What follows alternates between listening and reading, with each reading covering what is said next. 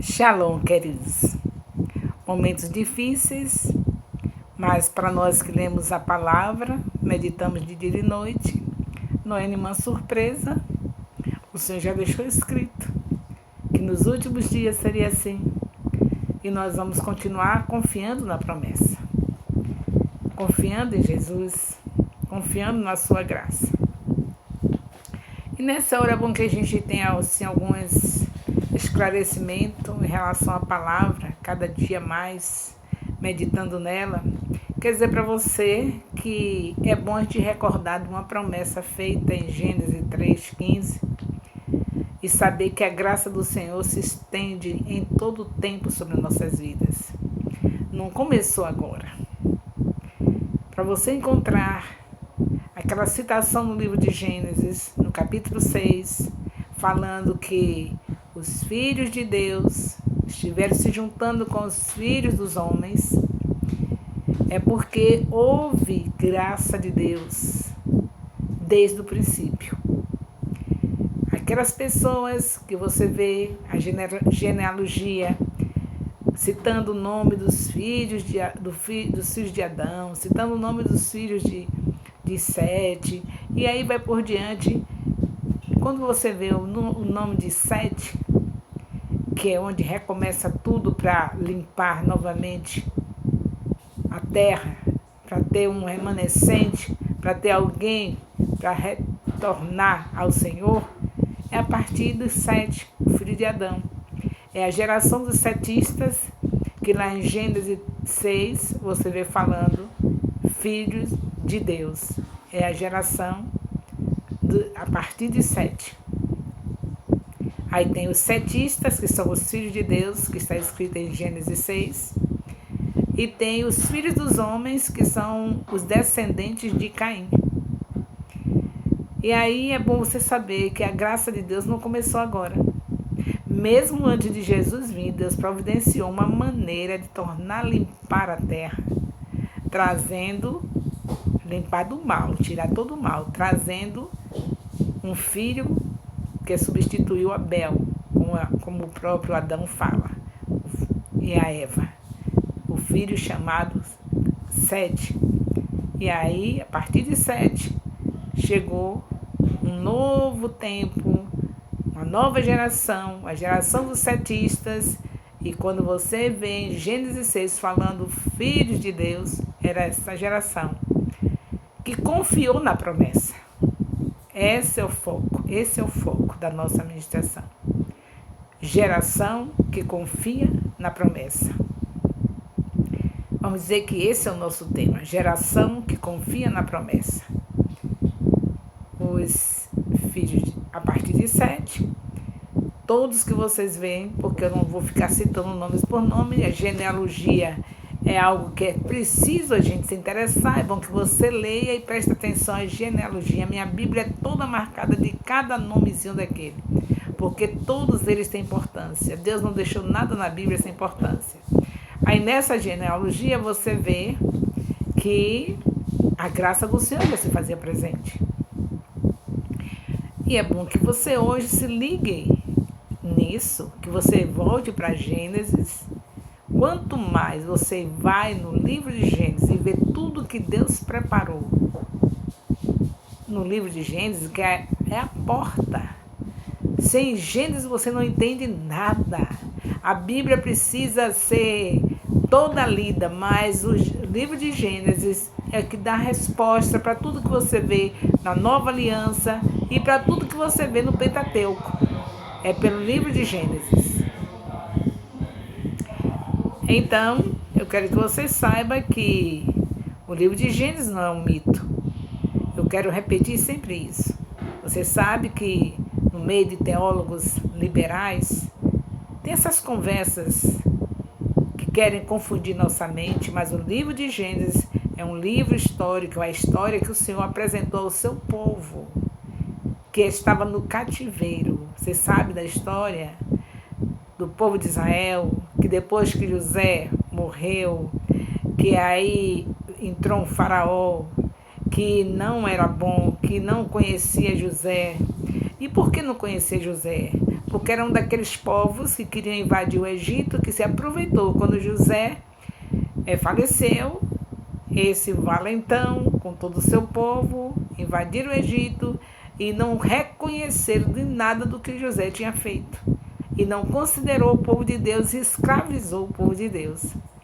É preciso que você saiba dessas coisas, se aprofunde mais do que eu, estude mais, porque nós estamos no tempo onde nossos filhos entram na faculdade e perdem a crença no Todo-Poderoso Deus e principalmente a crença no livro de Gênesis.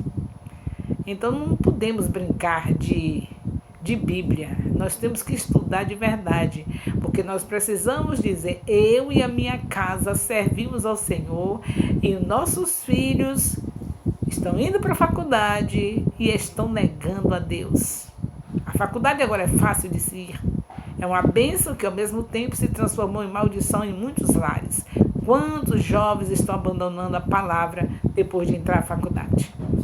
Porque eles vêm dizendo que havia escritos naquele mesmo período que foi escrito Gênesis, como por exemplo a Enuma-Elish, a Utinapishtim, e eles, aproveitando o que os teólogos liberais dizem, aproveitando para negar a fé, aproveitando para viver na carnalidade, aproveitando para viver a cultura deste mundo, dizem que a Bíblia não é a verdade, porque quando se nega a Gênesis, está se negando a Bíblia inteira. Porque a Bíblia mostra que houve um Adão e que o segundo Adão é Jesus. Se eu deixo de crer que houve essa história, que houve tudo aquilo que está em Gênesis, eu neguei a Bíblia inteira. É isso que faz com que nossos filhos estejam desistindo de andar no caminho de Deus. Muito fácil agora está entrar na faculdade e muito fácil deles estarem se desviando do caminho do Senhor. Isso quando chegam até a faculdade. Nós precisamos inculcar a palavra de Deus na cabeça dos nossos filhos. Nós estamos vivendo um tempo difícil como esse, mas se os nossos filhos começarem a ouvir da boca dos seus pais a palavra, as explicações, aproveitar esse tempo e explicar para os seus filhos o que é o nosso Deus, quem é Ele, como começou. As crianças entendem. O que falta é os pais sentarem com seus filhos e ensinarem a Bíblia e não poupar essas informações, porque eles vão ver na faculdade e vão ficar fazendo do jeito, entendendo do jeito que os teólogos liberais entendem. Então, aproveite o tempo e comece a fazer seu culto doméstico e estude bastante a Bíblia. Faça pesquisa sobre esses assuntos que são mais difíceis. E tudo aquilo que vier da parte de Deus, assuma e passe para a sua família. Não deixe de fazer esses estudos que você acha desnecessário. Para que eu quero saber de Enuma-Elish? Para que eu quero saber de Utinapishtim? Você precisa saber, porque seus filhos vão chegar na faculdade e vão saber. E eles vão saber da maneira errada. E você vai estar ensinando a eles desde agora da maneira correta. Meus filhos, a Utinapishtim, a Enuma-Elish, a Shabaká foram escritos, encontrados naquela época, quando também foi encontrado o livro de Gênesis. A diferença é que Gênesis é inspirado por Deus.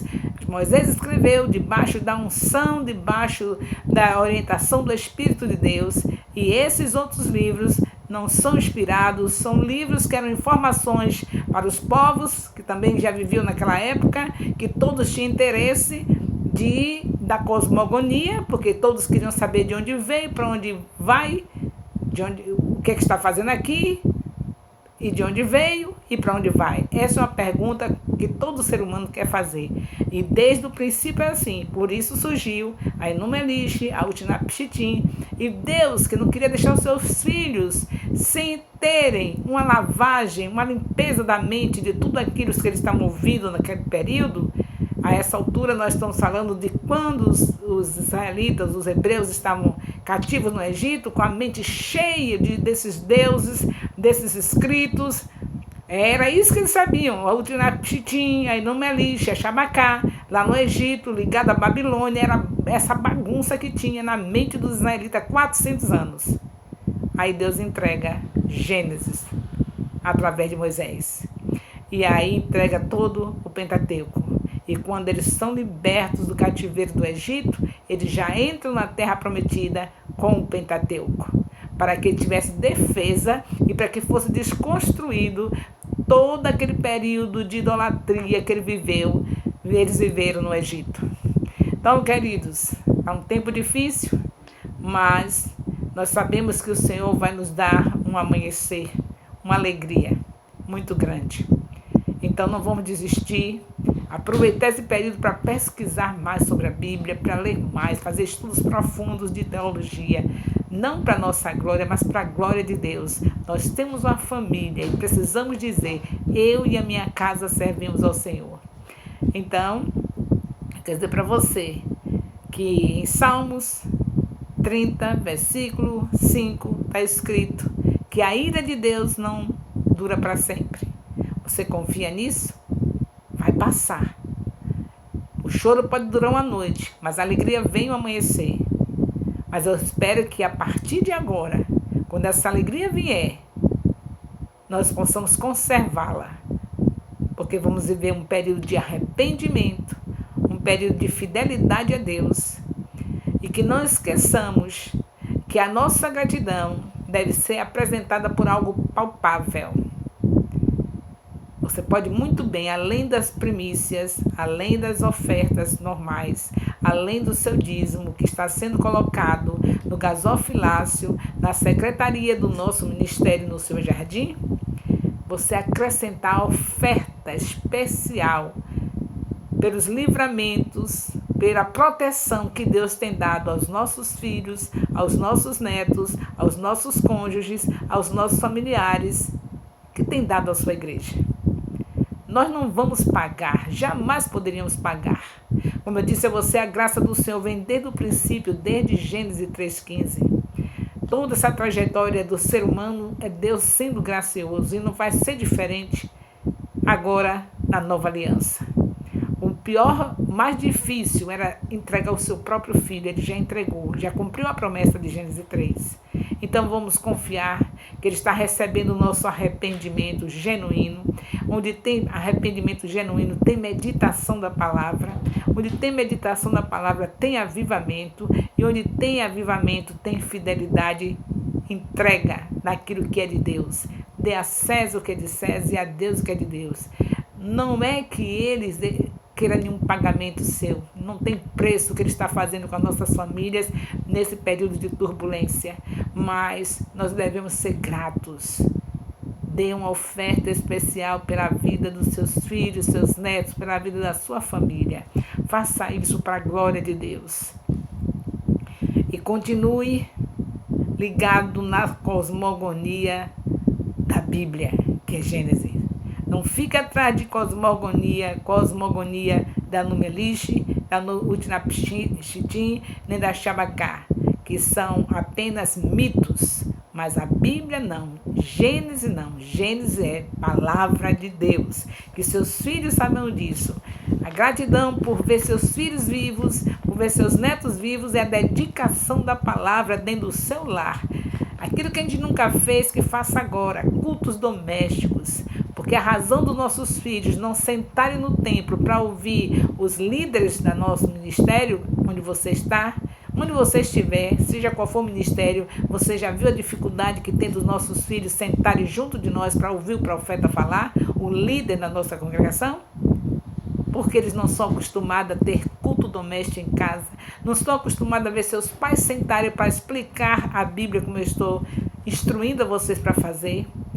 Mas a partir de agora eu sei que tudo isso vai mudar. Se há verdadeiro arrependimento, há mudança de comportamento. Então nós vamos viver desse jeito. Vamos ensinar nossos filhos o caminho que devem andar. Nós não vamos deixar as tias, as professoras das crianças ficarem impedidas de ouvir a palavra de Deus na hora que você está ouvindo, papai e mamãe. Por causa do seu filho que você não aguenta, que você não suporta, que você não tem autoridade sobre ele para mantê-lo sentado junto de você. É por isso que as tias têm que ficar impedidas de ouvir a palavra, as líderes de criança. Mas em nome de Jesus, quando nós sairmos dessa situação, que não vai demorar, em nome de Jesus, vamos estar logo, logo sorrindo, tendo essa alegria do amanhecer, voltando aos cultos, nós vamos entender que nós precisamos ter nossos filhos do nosso lado e nós temos que ter autoridade sobre eles. Não é para ficar do seu lado comendo biscoitinho, sujando o templo, não é sentado, direito somente à água, alimente seu filho antes de chegar no templo e mantenha junto de você, porque não existe isso é invenção nossa. As crianças têm que estar com seus pais, desde Deuteronômio, capítulo 6, de 4 a 9, que o Senhor manda os pais inculcar a palavra na cabeça dos filhos. Se isso é feito, eles não têm nenhum problema de sentar junto com vocês no lar. Junto de vocês no lar e nem no templo. Vamos fazer as coisas da maneira que Deus requer, porque nós estamos sofrendo consequências da igreja estar desordenada. A igreja em ordem, com oração, obedecendo aos princípios, tenho certeza que o mundo não estaria nesse caos.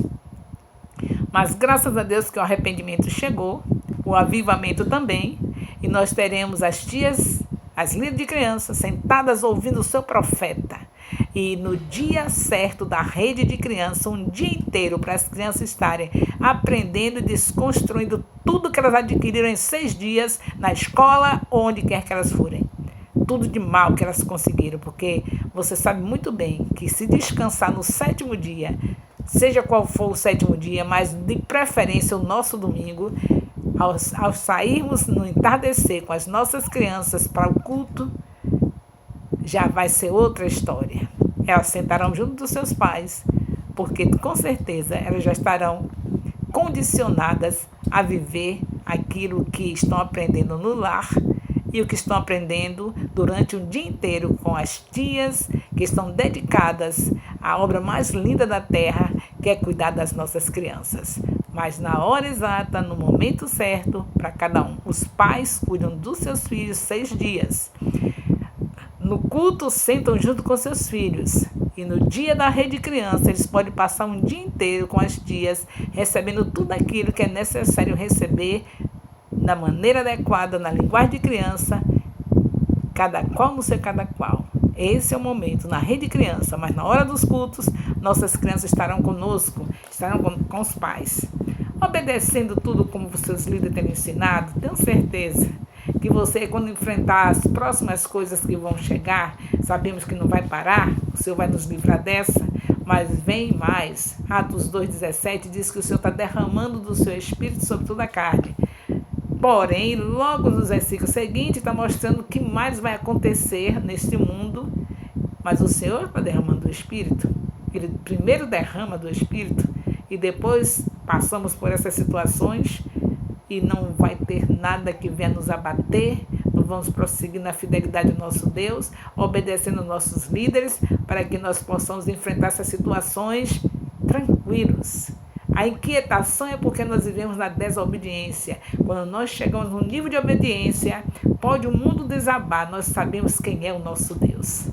Então, o que nós temos para fazer? Simplesmente entender que a graça de Deus não começou com a chegada de Jesus.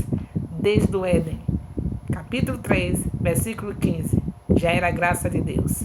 E porque houve a descendência de Sete, confiando nessa promessa, aí chegou o tempo em que Jesus também veio cumprir o propósito da nossa salvação.